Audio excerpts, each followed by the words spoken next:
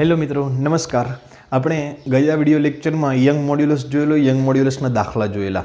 આજે આપણે એક નવું થિયરી મેળવવાની છે. યંગ મોડ્યુલસ મેળવવો કેવી રીતે? આપણને સ્ટીલનો યંગ મોડ્યુલસ ખબર છે કે 200 × 10⁶ એપ્રોક્સિમેટલી જે હોય તે 2 × 10⁷ ન્યૂટન પર મીટર સ્ક્વેર. તો આ યંગ મોડ્યુલસ મેળવવો કેવી રીતે? તો યંગ મોડ્યુલસ મેળવવા માટેને આજે આપણે પ્રેક્ટિકલ કરવાનો છે. એ પહેલાં આપણે તમારે એક માપક્રમ શીખવાનો છે. અહીંયા બરાબર જોઈ લેજો મિત્રો. આ તમારી સાદી સ્કેલ છે, એને થોડીક ઝૂમ કરીને દેખાડેલી છે. આટલું માપ આટલું માપ 1 સેન્ટીમીટર છે. તમે જે સ્કેલનો ઉપયોગ કરો છો એમાં આ પ્રકારની સ્કેલ હોય છે.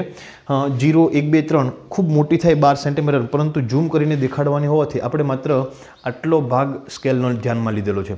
મિત્રો, આ સ્કેલની મદદથી તમારે નાનામાં નાનું માપ માપવું હોય તો તમે કેટલું માપી શકો? વિચાર કરીને કહેજો. નાનામાં નાનું તમે ક્યાંય પણ, દાખલા તરીકે આનું માપ માપવું છે, આના કરતાં નાની વસ્તુનું માપ માપવું, આના કરતાં નાની વસ્તુનું, આના કરતાં નાની વસ્તુનું માપ માપવું, તો નાનામાં નાનું માપ આ તમારી જે સ્કેલ હોય એની મદદથી કેટલું માપી શકાય? તો મિત્રો, નાનામાં નાનું માપ આટલું માપી શકાય, અહીંથી આટલું, જેને આપણે 0.1 સેન્ટીમીટર કહીશું. કેટલું કહીશું? 0.1 સેન્ટીમીટર. સમજાય છે મિત્રો? નાનામાં નાનું માપનું એના કરતાં મોટું ગમે તેટલું એ માપી શકાય. એના કરતાં આટલું માપી શકાય, આટલું માપી શકાય, આટલું માપી શકાય, આટલું માપી શકાય, 0.5, 0.6, 0.7, પણ નાનું તમે આટલું જ માપી શકો. જો તમારું અહીંથી આટલું હોય તો તમે માપી શકો નહીં. એ તમે એક્ઝેક્ટ ના કહી શકો. અડધો સેન્ટીમીટર છે, સોરી 0.05 સેન્ટીમીટર છે એવું તમે કહી શકો, પરંતુ એક્ઝેક્ટ એક્યુરેટ એને કહી શકાય નહીં. તો તમારી સાદી સ્કેલની મદદથી નાનામાં નાનું માપ 0.1 સેન્ટીમીટર માપી શકાય. એને તમારી સ્કેલની લઘુત્તમ માપ શક્તિ કહેવાય. મિત્રો, શું કહેવાય? લઘુત્તમ માપ શક્તિ. કોઈ પણ સાધનની મદદથી જેટલું નાનામાં નાનું માપ માપી શકાય એને લઘુત્તમ માપ શક્તિ કહેવાય. તો તમારી પાસે જે સાદી સ્કેલ છે એને એ 0.1 સેન્ટીમીટર સુધીનું માપી શકે. હવે મિત્રો, આ છે એક વર્નિયર કેલિપર્સ નામનું સાધન આવે છે. આપણે સાદી સ્કેલ અહીંયા લખું. સાદી સ્કેલ કેટલું માપી શકે? 0.1 સેન્ટીમીટર માપી શકે. વર્નિયર કેલિપર્સ નામનું એક ઇન્સ્ટ્રુમેન્ટ આવે છે, જે તમે જ્યારે શાળામાં આવશો ત્યારે તમને એમના પ્રેક્ટિકલ કરાવવામાં આવશે. એની મદદથી આનું 10મા ભાગનું, કે અહીંયા પણ જો 10 કાપા હોત, આ 0 અને 1ની વચ્ચે પણ 10 કાપા હોત, તો તમે દાખલા તરીકે આ 0 અને 1ને હું ઝૂમ કરીને દેખાડું. આ 0 છે અને અહીંયા આ તમારો પહેલો કાપો છે. એમની વચ્ચે બીજા 10 કાપા હોત તો આપણે 0.1ના 10 ભાગ પાડીને માપી શકત, પરંતુ એ જોવા જઈએ તો ખૂબ નાનું થઈ જાય. એટલે આ સ્કેલમાં એ શક્ય નથી. અહીંયા આ બેની વચ્ચે 10 કાપા પાડવા શક્ય નથી. જો એ 10 કાપા પાડે તો આપણને દેખાય પણ નહીં, કાપા બધા મિક્સ થઈ જાય એવું લાગે. તો એના માટે વૈજ્ઞાનિકોએ એક નવી પદ્ધતિ વિકસાવી અને એક બાજુમાં એક નવી સ્કેલ ઉત્પન્ન કરી, એટલે કે નવી સ્કેલ ગોઠવી. એની અંદર શું હોય છે? તો કે અહીંયા 0 હોય છે, 1, 2, 3, 4, 5, 6, 7, 8, 9 અને 10. એટલે એ લોકો એવું કહે કે આ તમારો 0નો કાપો જ્યાં પણ આવે એ તમારું માપ. 0નો કાપો જ્યાં પણ આવે, અત્યારે 0નો કાપો ક્યાં આવે છે? આની સામે આ સ્કેલ હલી શકે એ હોય છે. આ 0નો કાપો જ્યાં પણ આવે એ તમારું માપ. તો ક્યાં આવે છે અત્યારે? 1.1 આવે છે. 1.1 આ તમારું મુખ્ય માપ. હવે એના પછીનો આંકડો, આ મિત્રો શોર્ટકટ મેથડ છે. બાકી ઓરિજિનલ મેથડ કઈ રીતે ગણતરી કરવાની એ તમને લેબમાં શીખવાડવામાં આવશે. આ માત્ર આપણે એક ખાલી મુખ્ય સ્કેલ અને વર્નિયર સ્કેલની આગલા પ્રયોગમાં એક માત્ર નાનકડી એમથી માહિતી આવે છે, એટલા માટે હું તમને આ સમજાવું છું. તો તમે સાદી સ્કેલની મદદથી માપશો તો આપણે પોઈન્ટ પછી એક જ આંકડો લખી શકશું. આમ જ લખી શકું. દાખલા તરીકે અહીંયા એવું હોય તો આપણે 2.1 કહી શકશું. ક્યારેય આમ નહીં કહી શકીએ, 2.12 નહીં કહી શકીએ, ક્યારેય 2.18 નહીં કહી શકીએ, 2.8 કહી શકશું. જો અહીંયા આવશે તો 2.8 કહી શકશું. પરંતુ પોઈન્ટ પછી માત્ર ને માત્ર કેટલો આંકડો આવશે? એક આંકડો આવશે. ક્યારે? સાદી સ્કેલની મદદથી. પરંતુ જો એક આ સ્કેલ હોય, એક આ સ્કેલ, બે પ્રકારની સ્કેલ હોય, તો આ સ્કેલને મુખ્ય સ્કેલ કહેવાય અને આ સ્કેલને વર્નિયર સ્કેલ કહેવાય. કઈ સ્કેલ કહેવાય? Vernier scale. એક મુખ્ય સ્કેલ અને વર્નિયર સ્કેલ. તો અહીંયા આ 0નો કાપો જ્યાં પણ હોય આ ઉપર નીચે થઈ શકે. દાખલા તરીકે 0નો કાપો અહીંયા હોય તો આપણે એને કેટલું કહીશું? 2.2 કહીશું. અત્યારે કેટલું છે? 1.1 છે અહીંયા 0નો કાપો. હવે અહીંયા જે પણ તમને 10 કાપા દેખાય છે, સોરી 10 વિભાગ, આ 0નો કાપો ના ગણવામાં આવે, 1, 2, 3, 4, 5, 6, 7, 8, 9 ને 10, એ 10 કાપામાંથી કોઈ પણ એક કાપો કોઈ પણ માત્ર ને માત્ર એક જ કાપો એની સામેના કાપાની એક્ઝેક્ટ સામે હશે. એટલે શું, આ કાપો જોવાનો કે અહીંયા આની સામે કોઈ છે, આની સામે આ દેખાઈ શકે, આની સામે નથી, આની સામે નથી, આની સામે નથી. તો કે આ બીજા નંબરના કાપાની સામે આ કાપો છે, તો આ કેટલા નંબરનો છે? બીજા નંબરનો, તો અહીંયા 2 લખી દેવાના. આ એકદમ શોર્ટકટ મેથડ છે. આના કરતાં યોગ્ય વૈજ્ઞાનિક પદ્ધતિ તમને લેબમાં શીખવાડવામાં આવશે. તો આમાં પોઈન્ટ પછી કેટલા આંકડા કહી શકાય? 2 આંકડા કહી શકાય અને 1.12 સેન્ટીમીટર કહી શકાય. સાદી સ્કેલની મદદથી તમે પોઈન્ટ પછી એક જ આંકડો કહી શકો સેન્ટીમીટરમાં, પણ જો આવું તમે વાપરો, વર્નિયર મુખ્ય સ્કેલ અને વર્નિયર સ્કેલ તમે વાપરો, 2 સ્કેલનો ઉપયોગ કરો, તો પોઈન્ટ પછી 2 આંકડા કહી શકો. અને આ જે આખું ઇન્સ્ટ્રુમેન્ટ બને છે એની લઘુત્તમ માપશક્તિ કેટલી થાય? 0.01 સેન્ટીમીટર થશે. એવું હશે તો મિત્રો હું વિચારું છું કે આવતીકાલે તમને વર્નિયર કેલિપર્સની સંપૂર્ણ માહિતી આપું. આપણે નેક્સ્ટ કાલનું આપણે રાખી દઈએ કે વર્નિયર કેલિપર્સ તમને ડિટેલમાં સમજાવું. તો બરાબર મિત્રો, આ સમજાઈ ગયું. હવે આજે આપણે જોઈએ યંગ મોડ્યુલસ. આ તમને ખબર પડી ગયા શું છે વર્નિયર સ્કેલ અને મુખ્ય સ્કેલ. ચાલો હવે આપણે જોઈએ યંગ મોડ્યુલસ નક્કી કરવાની મેથડ, પ્રયોગ. યંગ મોડ્યુલસ નક્કી કરવાનો પ્રયોગ. આ પ્રેક્ટિકલ તમારે પ્રયોગશાળામાં પણ કરવાનો છે, પણ કેવી રીતે કરવાનો છે અહીંયા જોઈ લો. યંગ મોડ્યુલસ નક્કી કરવાનો પ્રયોગ.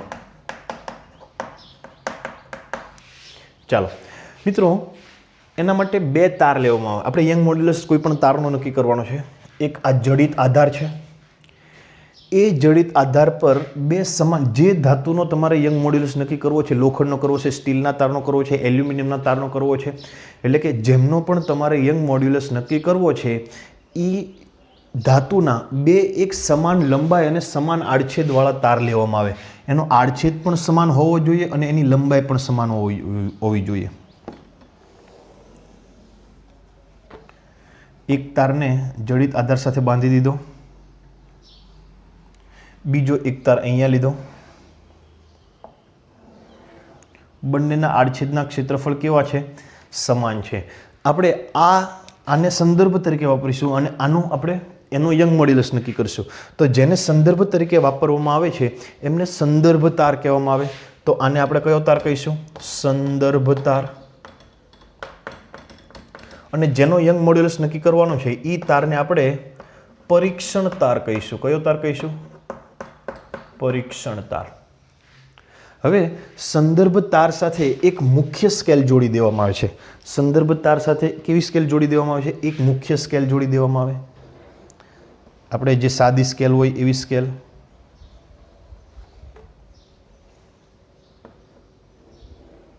આ મુખ્ય સ્કેલ જોડી દે. આના પર કાપાઓ છે 1 સેન્ટીમીટર 2 સેન્ટીમીટર જેટલું પણ આવે એટલું. આના પર મુખ્ય સ્કેલ, સંદર્ભ તાર સાથે કઈ સ્કેલ જોડવામાં આવે? યાદ રાખજો, મુખ્ય સ્કેલ જોડવામાં આવે. હવે બીજું, આની સાથે વર્નિયર સ્કેલ જોડી દેવામાં આવે. આ તાર કેટલો લાંબો થાય છે? એક અહીંયા એરો કાઢી અને અહીંયા એક વર્નિયર સ્કેલ હોય છે, એટલે એ વર્નિયરનો કાપો અહીંયા ક્યાં છે આપણને ખબર પડી શકે. એટલે આ કાપો કેટલા અંતરે છે, કેટલો ફેરફાર થાય છે આપણને સરળતાથી ખબર પડી શકે. આ મુખ્ય સ્કેલ કોની સાથે? સંદર્ભ તાર સાથે. અને વર્નિયર સ્કેલ કોની સાથે? પરીક્ષણ તાર સાથે. વર્નિયર સ્કેલ જે શું કામમાં આવે છે તમને ખબર છે મિત્રો, મેં આગળ પણ સમજાવ્યું. તો એમાં આવા જુદા જુદા કાપા હોય છે. હવે આ તાર થોડા ખેંચાયેલા રહે એ માટે બંનેમાં થોડું વજન લટકાવવામાં આવે છે. થોડુંક વજન આમાં મૂકવામાં આવે, ખેંચાયેલા રહે એ માટે. એની કોઈ ગણતરી નથી, ખાલી થોડું તમે વજન મૂકવાનું છે. હવે તમારો પ્રેક્ટિકલ સ્ટાર્ટ થશે મિત્રો. યંગ મોડ્યુલસનું સૂત્ર પહેલાં યાદ કરો કે y બરાબર સિગ્મા બાય એપ્સિલોન. y બરાબર સિગ્મા બાય એપ્સિલોન. સિગ્મા એટલે શું થશે? F by A by delta L by L. એટલે ઇનડાયરેક્ટલી સૂત્ર આવું થશે, y બરાબર FL by A delta L. હવે F એટલે શું? તો કે લાગુ પાડેલું બળ. L એટલે શું? મૂળ લંબાઈ. A એટલે શું? આડછેદનું ક્ષેત્રફળ. ડેલ્ટા L એટલે શું? તો કે લંબાઈનો ફેરફાર. ડેલ્ટા L એટલે શું? તો કે F બળ લગાડવાથી લંબાઈનો ફેરફાર. મિત્રો જ્યારે પણ આપણે અહીંયા તારને જ્યારે લટકાવીએ છીએ ત્યાર પછી આ જે તારની લંબાઈ છે એ તમારે માપી લેવાની. એટલે કે આપણને તારની લંબાઈ ખબર છે, આપણે મેળવવાનું છે યંગ મોડ્યુલસ. યંગ મોડ્યુલસનું સૂત્ર હું અહીંયા લખી દઉં, y બરાબર FL by A delta L. આની હવે કોઈ જરૂર નથી. એલ આપણને ખબર છે, આપણે તારની લંબાઈ, જે તારનું આપણે યંગ મોડ્યુલસ નક્કી કરવાનું છે એની લંબાઈ આપણે માપી દીધી. એલ લંબાઈનો તાર છે. It is clear? ઓકે. ચાલો, એ એટલે આડછેદનું ક્ષેત્રફળ. કયો આડછેદ? તો કે તમે જ્યાં બળ લગાડવાનું છે એ આડછેદ. એ આડછેદની તમારે ત્રિજ્યા માપી દેવાની. ત્રિજ્યા પરથી એ ત્રિજ્યા કેવી રીતે માપવાની? તો એના માટે એક ઇન્સ્ટ્રુમેન્ટ આવે છે, એને મિત્રો માઇક્રોમીટર સ્ક્રૂ ગેજ કહેવામાં આવે છે. એ પણ હું આવતીકાલે તમને 3 ઇન્સ્ટ્રુમેન્ટ સમજાવી દઈશ. Vernier callipers, micrometer screw gauge અને સ્ફેરોમીટર. કાલનો આપણો લેક્ચર આ પ્રેક્ટિકલ બાબતે રહેશે. દરેક બાળકો કાલનો વિડીયો લેક્ચર ખાસ જોઈએ.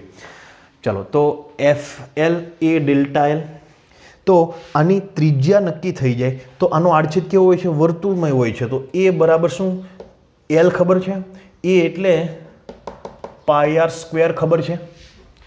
એલ ખબર છે, એ ખબર છે. પાઈ આર સ્ક્વેર પરથી આપણને એ મળી જશે. ચાલો, આ બે વસ્તુ આપણને ખબર પડી ગઈ. હવે અહીંયા આપણે આ માપ લઈ લેવાનું કે ક્યાં અત્યારે આ એરો છે એ કેટલા માપ પર છે. દાખલા તરીકે 5 સેન્ટીમીટર, 5.12 સેન્ટીમીટર પર છે. આપણે પોઈન્ટ પછી 2 આંકડા કહી શકશું કેમ કે વર્નિયર કેલિપર્સ છે. હવે મિત્રો, જ્યારે અહીંયા તમે કંઈક વજન મૂકો છો, પરીક્ષણ તારનું જે નીચે ત્રાજવું છે એમાં તમે કંઈક બોજ મૂકો છો, કંઈક વજન મૂકો છો. દાખલા તરીકે 500 ગ્રામ મૂક્યું. કેટલું વજન મૂક્યું? એક આપણે કિલો રાખીએ. 1 કિલોગ્રામ વજન મૂક્યું. હવે 1 કિલોગ્રામ વજન મૂકવાથી આ તારની લંબાઈમાં શું થશે? વધારો થશે. પહેલાં 5.12 હતું, હવે એ ખસીને નીચે તરફ આવશે. દાખલા તરીકે હવે કેટલું થઈ જશે? 5.18 સેન્ટીમીટર થઈ ગયું. દાખલા તરીકે કેટલું થઈ ગયું? 18. કેટલું દળ મૂક્યું? 1 કિલોગ્રામ દળ મૂક્યું, ત્યારે એ 5.12 પરથી 5.18 થઈ ગયું. હવે ફરી પાછું આપણે અથવા તો આના પરથી પણ આપણને ગણતરી કરી શકીએ. ચાલો, પહેલાં 5.12 પછી 5.18 એટલે ડેલ્ટા એલ તમને મળી જાય. કેટલો મળશે? 5.18માંથી 5.12 જાય, 8માંથી 2 જાય તો 6, એટલે 0.06 સેન્ટીમીટર મળશે. એટલે ડેલ્ટા એલ આપણને ખબર પડી ગઈ. એફ એટલે શું? તો કે તમે લગાડેલું બળ. આપણે કેટલું દળ લટકાડ્યું હતું? 1 કિલોગ્રામ. તો એફ બરાબર એમ એ સૂત્ર પરથી, એફ બરાબર એમ એ ન્યૂટનની ગતિના સૂત્ર પરથી, એમ કેટલું? 1 કિલોગ્રામ. અને એ એટલે પ્રવેગ. પ્રવેગ કેટલો? તો કે અહીંયા કોનો પ્રવેગ લાગશે? કોને કારણે બળ લાગશે? ગુરુત્વાકર્ષણ બળને કારણે. તો એની જગ્યાએ જી લખવામાં આવ્યું ને જીની કિંમત 9.8. તો આ કિંમત કેટલી થશે? 9.8. એટલે એફ બરાબર એમ એની જગ્યાએ એમ જી લખી શકાય. તો અહીંયા તમે જુદું જુદું દળ લટકાવો એટલે પહેલું દળ લટકાવ્યું ત્યારે એફની કિંમત મૂકી, એમ જી બરાબર ડેલ્ટા એલની કિંમત મૂકો. કેટલો લંબાઈમાં ફેરફાર થયો? પહેલાં કેટલું હતું, પછી કેટલું થયું? એટલે એ આમાંથી આ બાદ કરો એટલે ડેલ્ટા એલ મળી જાય. બધી જ ગણતરી આપણને, બધી જ વેલ્યુ આપણને ખબર છે. એના પરથી આપણે યંગ મોડ્યુલસ નક્કી કરી શકીએ. તો હવે આ બધી જ કિંમત આ સૂત્રમાં મૂકો. એફની કિંમત મૂકો. એફ બરાબર આપણે શું લેવાનું છે? એમ જી. એલ એની જગ્યાએ શું લેવાનું છે? પાઈ આર સ્ક્વેર ડેલ્ટા એલ. એટલે કેટલું દળ મૂકો અહીંયા લખવાનું, લંબાઈમાં કેટલો ફેરફાર થાય છે અહીંયા લખવાનું. ખાલી એમ અને ડેલ્ટા એલ જ બદલશે. દરેક વખતે 100 ગ્રામ મૂક્યું, 200 ગ્રામ મૂક્યું, 500 ગ્રામ મૂક્યું, જુદા જુદા દળ મૂકો અને જુદા જુદા વાયનું મૂલ્ય મેળવશો તો વાયનું મૂલ્ય હંમેશા એક સમાન જ રહેશે. દાખલા તરીકે તાંબાનું હોય તો તાંબાના તાર માટે તમે આ પ્રેક્ટિકલ કરો તો એના માટે યંગ મોડ્યુલસનું મૂલ્ય ક્યારેય ચેન્જ થશે નહીં. હંમેશા કેટલું રહેશે? જેટલું પહેલાં મળતું હતું એટલું જ તમને અંતિમ સમયે પણ એનું યંગ મોડ્યુલસ એટલો જ મળશે. એટલે એ લંબાઈ પર આધાર રાખતો નથી, એમ પર આધાર રાખતો નથી, ડેલ્ટા એલ પર આધાર રાખતો નથી. કેમ કે એમ વધશે તો ડેલ્ટા એલ પણ વધશે. જી એલ અને પાયર સ્ક્વેર તો કોન્સ્ટન્ટ છે. તો આવી રીતે તમે કોઈ પણ દ્રવ્યનો યંગ મોડ્યુલસ નક્કી કરી શકો. બીજું મિત્રો એ કે અહીંયા આપણે આ સંદર્ભ તાર તરીકે એનો એ જ તાર શું કામ લીધો? જે મેં તમને પહેલાં કીધું કે આ તાર તમે જે લો એ જ તાર તમારે આ લો, એવું શું કામ કર્યું? તો કે ઘણી વખત તાપમાનના કારણે લંબાઈનો ફેરફાર થાય છે. જે આપણે ઉષ્માગતિશાસ્ત્રના ચેપ્ટરો ભણીશું, ઉષ્મીય પ્રસરણ ભણીશું ત્યારે તમને ખબર પડશે કે તમે તાપમાન વધારો તો લંબાઈ વધે. હવે દાખલા તરીકે આપણે આ પ્રેક્ટિકલ કરતા હોય અને તાપમાનમાં કોઈક રીતે વધારો થયો તો આ તારની લંબાઈ તાપમાનને કારણે વધી હોય તો, આ બળને કારણે નહીં ને તાપમાનને કારણે વધી હોય તો આપણી ગણતરી કેવી આવશે? ખોટી આવશે. કેમ કે ડેલ્ટા એલ એ એફને કારણે નહીં, તાપમાનના કારણે પણ વધે તો ખોટી આવશે. તો શું કરવાનું? તો કે આનું મૂલ્ય, તાપમાન વધશે તો આનું મૂલ્ય પણ વધશે અને આનું મૂલ્ય પણ વધશે. પરિણામે આ સ્કેલ પણ નીચે આવશે અને આ સ્કેલ, તાપમાનના કારણે બંને સ્કેલ એક સાથે નીચે આવશે. જ્યારે આપણે વજન લટકાવ્યું ત્યારે માત્ર આ સ્કેલ જ નીચે આવશે. તો આ તાપમાનને કારણે આપણે ખોટું યંગ મોડ્યુલસ ના મળે એટલા માટે બે તાર લેવામાં આવે, સંદર્ભ તાર અને પરીક્ષણ તાર. અને બંને એક જ ધાતુના શું કામ લીધા? તો કે ભાઈ તાપમાન બદલશે તો બંને એક જ ધાતુ છે તો બંનેમાં એક સમાન ફેરફાર થશે. જો અલગ અલગ લઈએ તો દાખલા તરીકે અહીંયા આપણે લાકડું લઈએ અને અહીંયા સ્ટીલ લઈએ તો લાકડામાં લંબાઈમાં ઓછો ફેરફાર થશે, જે સ્ટીલમાં તાપમાનને કારણે વધારે ફેરફાર થશે. એવું નહીં ચાલે, બંનેમાં એક સમાન ફેરફાર થવો જોઈએ. આડછેદનું ક્ષેત્રફળ પણ એટલે જ સમાન લીધું. તાપમાન બદલે તો બંનેમાં એક સમાન ફેરફાર થવો જોઈએ અને સમાન ફેરફારના કારણે આપણે આ યંગ મોડ્યુલસ મેળવવાનો પ્રયોગ સરળતાથી ગણી શકીએ મિત્રો. તો આ થયો યંગ મોડ્યુલસ મેળવવાનો પ્રયોગ. મિત્રો આપણે અહીંયા યંગ મોડ્યુલસ આપણે લંબાઈના વધારાને કારણે ગણો, એવી રીતે તમે દબાવીને લંબાઈના ઘટાડાના કારણે પણ તમે ગણી શકો. એમાં પણ તમને યંગ મોડ્યુલસ એનું એક જોવા મળશે. હવે મિત્રો બીજો એક આપણે યંગ મોડ્યુલસ એટલે લંબાઈને અનુરૂપ સ્થિતિસ્થાપકતાંક, પ્રતાન એટલે કે તણાવ, દાબીય, સંગત પ્રકૃતિ અને સંગત પ્રતિબળને આધારે આપણે યંગ મોડ્યુલસ મેળવ્યું. હવે બીજો આપણો છે આકાર સ્થિતિસ્થાપકતાંક. આકાર સ્થિતિસ્થાપક અંક, જેને દઢતા ગુણાંક પણ કહેવામાં આવે છે. શું કહેવામાં આવે? દઢતા ગુણાંક પણ કહેવામાં આવે. દઢતા ગુણાંક પણ કહેવામાં, મોડ્યુલસ ઓફ રિજિડિટી પણ કહેવામાં આવે. મોડ્યુલસ ઓફ રિજિડિટી, આ બધા શબ્દો યાદ રાખવા મિત્રો. મોડ્યુલસ ઓફ રિજિડિટી, આકાર સ્થિતિસ્થાપકતાંક. મિત્રો આપણને ખબર છે કે પ્રતિબળના 3 પ્રકાર હતા, એવી જ રીતે વિકૃતિના પણ 3 પ્રકાર હતા. તો આકાર પ્રતિબળ અને આકાર વિકૃતિ જ્યારે આવે, આકાર પ્રતિબળ ક્યારે આવે? આકારમાં ફેરફાર થાય. આકારમાં ક્યારે ફેરફાર થાય? કયા પ્રકારનું પ્રતિબળ લાગે? તો સ્પર્શીય પ્રતિબળ લાગે. યાદ કરી લો મિત્રો કે એક બોક્સ હોય,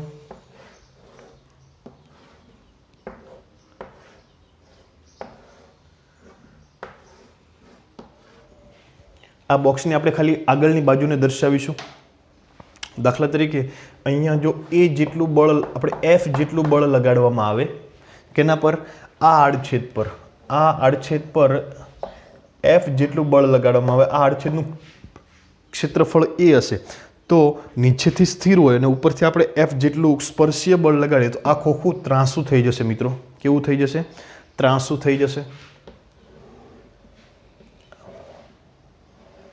આવું થઈ જશે.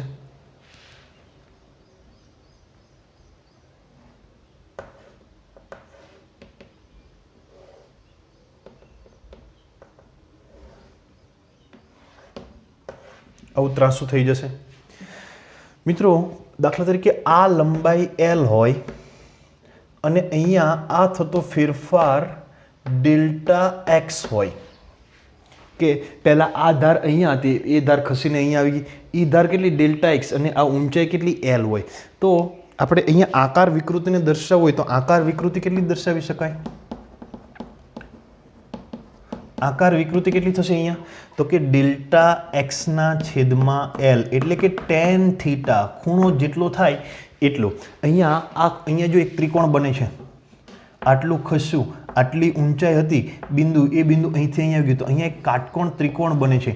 એ કાટકોણ ત્રિકોણમાં જે ખૂણો થીટા બને એ થીટાના tan મૂલ્યને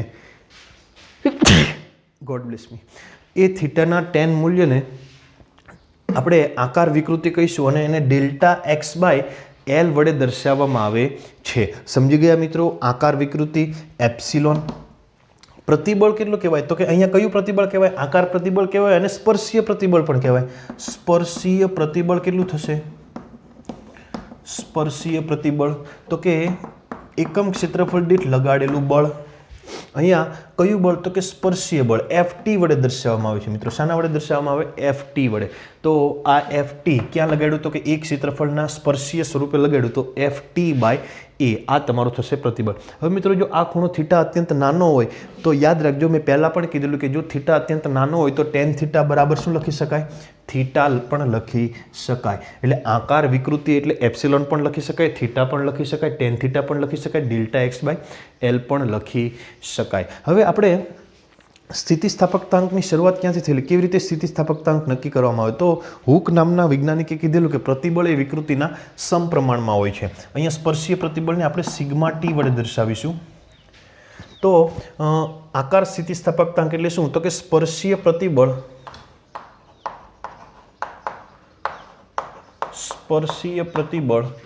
એ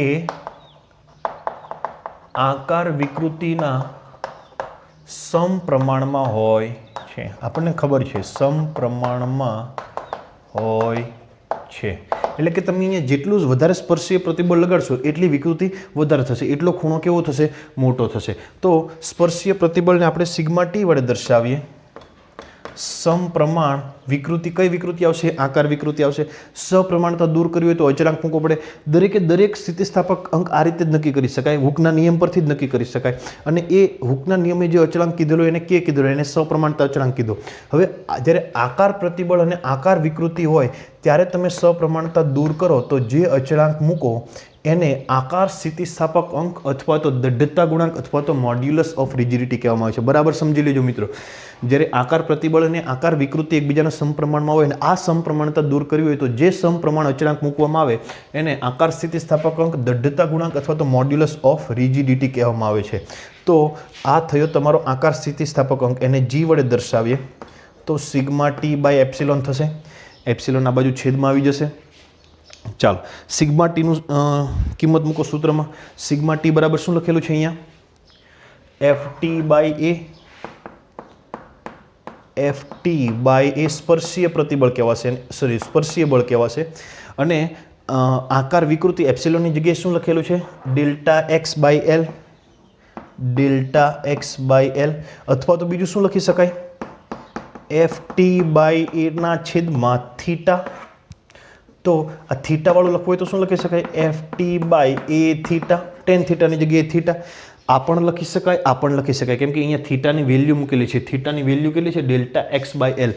તો આને આપણે વ્યવસ્થિત લખવું હોય તો શું લખી શકાશે? જી બરાબર એફ ટી બાય અંશનો છેદ છેદમાં આવી જાય એટલે એ છેદમાં, ડેલ્ટા એક્સ તો છેદમાં હતો જ અને એલ ઉપર જાય.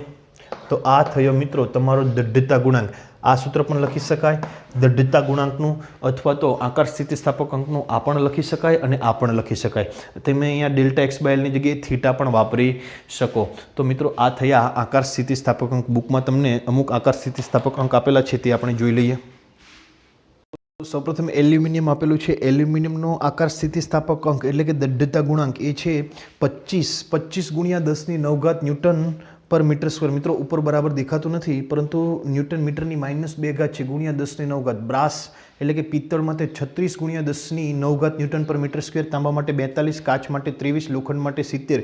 બધાની પાછળ 10⁹ તમારે એડ કરવાનું છે. મિત્રો સ્ટીલનું જુઓ તમે અહીંયા 84 ગુણ્યા 10⁹ છે. તમે ગઈકાલનું યાદ કરો કે સ્ટીલનો યંગ મોડ્યુલસ કેટલો હતો? તો કે 200 ગુણ્યા 10⁹ હતો. તો 84 કરતાં 3 ગણો હતો. ત્યાર પછી બીજું આપેલું હતું એલ્યુમિનિયમ. એલ્યુમિનિયમનું અહીંયા 25 ગુણ્યા 10⁹ છે. જ્યારે તમે એલ્યુમિનિયમનો યંગ મોડ્યુલસ જુઓ તો એ 70 હતો. તો આના કરતાં એપ્રોક્સિમેટલી 3 ગણો એવું કહી શકાય. લોખંડનો ત્યાં 190 હતો, અહીંયા છે 70 એટલે એ પણ 3 ગણો થયો. તો દરેકે દરેકના આ તમારે મિત્રો મૂલ્ય યાદ રાખવાનું નથી પરંતુ તમને ખબર પડવી જોઈએ કે અહીંયા જે પણ તમને દઢ્યતા ગુણાંક આપેલા છે એમના કરતાં યંગ મોડ્યુલસ કેટલા ગણા હતા? 3 ગણા હતા. તો એ આપણે લખી દઈએ યંગ મોડ્યુલસ 3 ગણા હતા. યંગ મોડ્યુલસ મિત્રો, યંગ મોડ્યુલસ છે વાય એ દઢ્યતા ગુણાંક કરતાં કેટલા ગણો છે? એપ્રોક્સિમેટલી 3 ગણો છે. એટલે y બરાબર 3g એવું સૂત્ર લખી શકાય અથવા તો g બરાબર y/3. આ જીને મોડ્યુલસ ઓફ રિજિડિટી કહેવામાં આવે છે. તો મિત્રો આ થયો આપણો આકાર સ્થિતિસ્થાપક અંક. દરેક વિદ્યાર્થી મિત્રો ખૂબ સારી રીતે સમજી ગયા હશે. હવે એક દાખલો છે આકાર સ્થિતિસ્થાપક અંકનો, એ દાખલો પણ જોઈ લઈએ સાથે સાથે. તો મિત્રો આપણે દાખલાની રકમ કંઈક આ પ્રમાણે છે. 50 સેન્ટીમીટર બાજુની લંબાઈ ધરાવતા ખિસ્સાના એક ચોરસ ચોસલાની જાડાઈ 10 સેન્ટીમીટર છે. બાજુની લંબાઈ આપી દીધી ચોરસ ચોસલું છે એટલે આવી રીતનું વિચારી શકાય. દાખલા તરીકે આ એક ચોરસ ચોસલું છે, આ પણ 50 સેન્ટીમીટર છે અને આ પણ 50 સેન્ટીમીટર છે. હવે એની જાડાઈ છે એ 10 સેન્ટીમીટર છે. જાડાઈ એટલે આ, જાડાઈ એટલે આ. એ ચોસલુની જાડાઈ કેટલી છે? તો એ કેટલી છે? 10 સેન્ટીમીટર છે. આ માપ છે એ તમારું 10 સેન્ટીમીટર છે. બરાબર યાદ રાખજો. આ મિત્રો માપ જે લખેલા છે એ સેન્ટીમીટરમાં છે. 10 સેન્ટીમીટર તેની બાજુ પર, તેની પાતળી બાજુ પર, આમાં પાતળી બાજુ કઈ થશે? આ પાતળી બાજુ કહેવાય નહીં, આ પાતળી બાજુ કહેવાય, આ પાતળી બાજુ કહેવાય. તો પાતળી બાજુ પર 9 × 10⁴ ન્યૂટન જેટલું સ્પર્શીય બળ લગાડવાનું છે. બળ કઈ બાજુ પર લગાડવાનું છે? પાતળી બાજુ પર. એટલે કે તમે અહીંયા પણ લગાડી શકો, અહીંયા પણ લગાડી શકો. પાતળી બાજુ આ કહેવાય. તો આપણે આ બળ અહીંયા લગાડીએ, F જેટલું. કેટલું લાગે છે? 9 × 10⁴ ન્યૂટન જેટલું સ્પર્શીય બળ લાગુ પાડેલ છે. જો ચોસલાની નીચેની બાજુ ભોંયતળિયા સાથે જડિત હોય, આ જે નીચેની બાજુ છે એ ભોંયતળિયા સાથે કેવી છે? જડિત છે, એ હલનચલન કરતી નથી. તો ઉપરની બાજુ કેટલી સ્થાનાંતરિત થઈ હશે? મિત્રો આપણને ખબર છે કે જ્યારે આપણે સ્પર્શીય બળ લગાડીશું ત્યારે આ બાજુ છે એ આમ થોડીક સ્થાનાંતરિત થઈ જશે, આટલી સ્થાનાંતરિત થઈ જશે એવું આપણે કહીએ. તો આ કેટલી સ્થાનાંતરિત થઈ હશે કે ડેલ્ટા એક્સ, તમારે જે ડેલ્ટા એક્સ છે એ આપણે ગણવાનું છે. અને એ કેટલું સ્થાનાંતરિત થાય તો અહીંયા કઈ વિકૃતિ ઉત્પન્ન થશે? આકાર વિકૃતિ ઉત્પન્ન થશે. આકાર વિકૃતિ ઉત્પન્ન થાય તો આપણે શેની મદદથી ગણતરી કરી શકીએ? તો કે દઢ્ઢતાંક, આકાર સ્થિતિસ્થાપકતાંક અથવા તો મોડ્યુલસ ઓફ રિજિડિટી. એ આપણને આપેલો છે સીસા માટે 5.6 × 10⁹ ન્યૂટન પર મીટર સ્ક્વેર છે. તો સૌપ્રથમ એનું સૂત્ર યાદ કરો કે જીનું સૂત્ર શું હતું? એટલે કે આકાર સ્થિતિસ્થાપકનું સૂત્ર શું હતું? તો કે પ્રતિબળ એટલે કે Ft/a છેદમાં આકાર વિકૃતિ delta X by L. L એટલે શું? તો કે તમે જ્યાં બળ લગાડો છો એની જમીનની સપાટીથી કેટલી ઊંચાઈ? આપણે અહીંયા બળ લગાડીએ તો જમીનની સપાટીથી કેટલી ઊંચાઈ? 50. તો આપણને અહીંયા આને સૂત્રને યોગ્ય રીતે ગોઠવી દઈએ તો આ રીતે સૂત્ર બનશે. Ft એલ ઉપર આવી જશે છેદમાં a ડેલ્ટા એક્સ. ચાલો હવે આપણે જે પણ વસ્તુ આપેલી છે એનો ડેટા બનાવી દઈએ. Ft એટલે સ્પર્શીય બળ કેટલું લગાડીએ છીએ આપણે? તો કે એ આપણને આપેલું છે. Ft સ્પર્શીય બળ કેટલું લગાડીએ છીએ? 9 × 10⁴ ન્યૂટન. 9 × 10⁴ ન્યૂટન. લંબાઈ L. L આપણે કેટલી લેવાની છે? તો કે L એટલે શું લેવાનું? બરાબર યાદ રાખજો. જ્યાં પણ તમે સ્પર્શીય બળ લગાડો છો એની જમીનની સપાટીથી કેટલી ઊંચાઈ? તો અહીંથી જમીનની સપાટીથી કેટલી ઊંચાઈ છે? 50 સેન્ટીમીટર. સેન્ટીમીટર નહીં ચાલે, આપણે એને મીટરમાં ફેરવવું પડશે. તો શું કહેવાશે? 50 × 10⁻² મીટર. સેન્ટીમીટરને મીટરમાં ફેરવવું હોય તો. ત્યાર પછી છે એ આડછેદનું ક્ષેત્રફળ. કયું ક્ષેત્રફળ લેવાનું? તો કે તમે જ્યાં બળ લગાડો છો, જે સપાટી પર બળ લગાડો છો એ સપાટીનું ક્ષેત્રફળ. આપણે કઈ સપાટી પર બળ લગાડીએ છીએ? આ સપાટી પર બળ લગાડીએ છીએ. તો આનું ક્ષેત્રફળ કેટલું થશે? તો કે એની આ બાજુ કેટલી થશે? તો કે આ બાજુનું માપ 50 થશે, આ બાજુનું માપ 10 થશે. એટલે લંબાઈ ગુણ્યા પહોળાઈ A બરાબર L × B. ચલો L કેટલું? આ બાજુનું માપ કેટલું? તો કે 50 ચોરસ હતું એટલે એ ચારે બાજુનું માપ 50 હશે. આ 50, આ 50, આ 50, આ 50. એટલે 50 સેન્ટીમીટરને મીટરમાં ફેરવવું. આપણે આને સેન્ટીમીટરમાં જવાબ લાવે પછી મીટરમાં કરી દઈશું. 50 × 10 લંબાઈ ગુણ્યા પહોળાઈ એટલે કેટલા થશે? 500 સેન્ટીમીટરનો સ્ક્વેર થશે મિત્રો. કેમ કે આ સેન્ટીમીટરમાં આ સેન્ટીમીટર, એને આપણે મીટર સ્ક્વેરમાં ફેરવવું હોય તો શું કરીએ? તો કે 500 × 1 સેન્ટીમીટર એટલે 10⁻², પણ સેન્ટીમીટરનો વર્ગ છે એટલે 10⁻4 મીટરનો સ્ક્વેર. એ મળી ગયું. બીજું શું? ડેલ્ટા એક્સ તો આપણે મેળવવાનું છે. કેટલી બાજુ કેટલી સ્થાનાંતરિત થશે, કેટલું સ્થાનાંતરિત થશે મેળવવાનું છે. જી આપણને રકમમાં આપેલો છે. તો હવે આપણે જેને મેળવવાનું છે એને કરતા બનાવીએ તો ડેલ્ટા એક્સ બરાબર શું લખી શકાશે? ડેલ્ટા એક્સ ઉપર જશે. ક્યાં? જી એટલે જી પાસે. જીને નીચે લાવી દઈએ તો FTL/AG થશે. બરાબર સમજી લેજો મિત્રો. ડેલ્ટા એક્સ અહીંયા મોકલો, જીને નીચે લાવો તો FTL/AG થઈ ગયું. હવે બધી કિંમતો મૂકી દો. FT ની કિંમત કેટલી છે? 9 × 10⁴. L ની કિંમત કેટલી છે? 50 × 10⁻² છેદમાં A ની કિંમત છે 500 × 10⁻4 અને G ની કિંમત છે 5.6 × 10⁹. ચાલો હવે કેલ્ક્યુલેશન કરો. 1 1 0 ગયા, 5 5 ગયા, 9 ભાગ્યા 5.6, 9 ભાગ્યા 5.6 જવાબ આવશે 1.60 1.6071 ગુણ્યા 10 ની કેટલી ઘાત? તો કે અહીંયા 4 4 - 2 અહીંયા એક હજુ મીંડું હતું એટલે 10 ની ઘાત જ ગણાય. 4 - 2 એટલે 2, આ એક ઉપર જાય એટલે -1 એટલે 2 - 1 1, આ -4 ઉપર જાય એટલે 5, આ 9 ઉપર જાય એટલે 5 - 9 એટલે -4. ફરી એક વખત કેલ્ક્યુલેશન કરી લઈએ. અહીંયા નીચે ટોટલ કેટલી ઘાત થાય છે? 1 - 4 એટલે -3, -3 9 એટલે 6, 4 - 2 નીચે થાય છે ટોટલ 6 અને ઉપર કેટલી થાય 4 - 2 એટલે 2, 2 - 6 એટલે -4. રેડી છે? ઓકે, તો આટલો જવાબ આવશે અને એકમ અહીંયા શું આવશે? મીટર. તો આ થયો મિત્રો તમારો જવાબ. આપણે ડાબી બાજુ ખસીએ તો એનાથી કંઈ ફેર નહીં પડે. આપણે બુકમાં આટલો જ જવાબ આપેલો છે. કેટલો આપેલો છે? બસ આ સ્વરૂપનો છે, એટલે આપણે કંઈ ફેરવવાની જરૂર નથી. અને ટૂંકમાં આવી રીતે લખી શકીએ 1.6. આપણે 6 આના પછીના દૂર કરવાનો છે, 0 છે, તો જો 5 કરતાં વધારે હોય તો ઉમેરવા પડે, એટલે ઉમેરવાની જરૂર નથી. એટલે 1.6 × 10⁻⁴ મીટર આટલી આ બાજુ અહીંથી આટલી તરફ ખસશે. તો મિત્રો આ થયો આકાર સ્થિતિસ્થાપકતા અંકનો દાખલો. દરેક વિદ્યાર્થી મિત્રોને સારી રીતે સમજાઈ ગયો છે. નેક્સ્ટ ટાઈમ આપણે આવતીકાલે મેં તમને કીધેલું છે એ પ્રમાણે vernier callipers, micrometer, screw gauge અને સ્ફેરોમીટર વિશે માહિતી મેળવવાની છે. ધન્યવાદ.